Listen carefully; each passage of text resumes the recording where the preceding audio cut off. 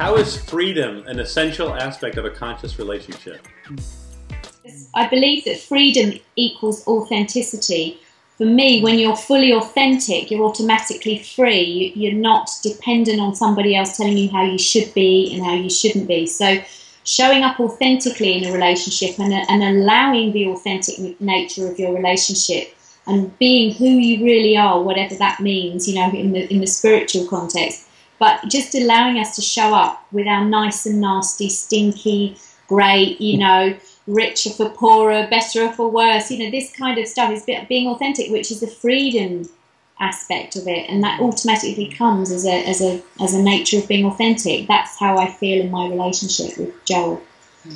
Yeah, freedom to be, it's a topic I could talk about for hours, really. I'd say that freedom to be is our true nature, really. It's who we are at the core, and so to try and dampen that is a recipe for, well, it's unsustainable in a relationship.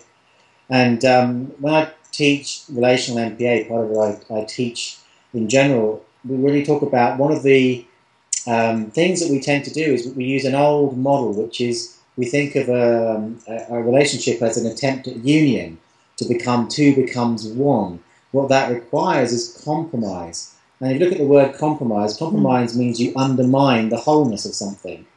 So for me, it's about how do we go from the old model of compromise into a new model. And this is where I talk about going into a space, we look at the relational space, because then not two becomes one, it's two becomes three, you, me, and the relational space. Then you have the space that each part of the equation can have its wholeness, and then we will have the freedom to be. That's great. Yeah. In our book, we actually make a big point of this, and we contrast it with fear.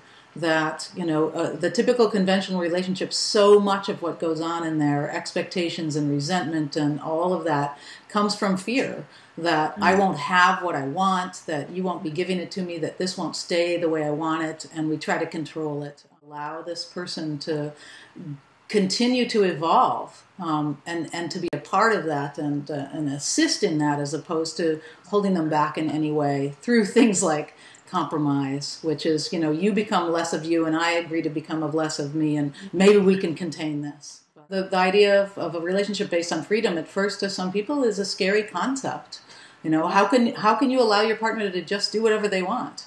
And my feeling is, how can I not allow that? If I want this experience that we're having to continue, for me, it's essential. Right.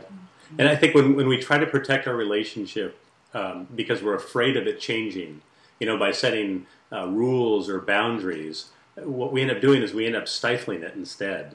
You know, so fear constricts a relationship, freedom allows it to blossom. And you know, the more freedom that we can offer our partner, the more grateful they'll be, and the less likely they'll want to be with somebody else.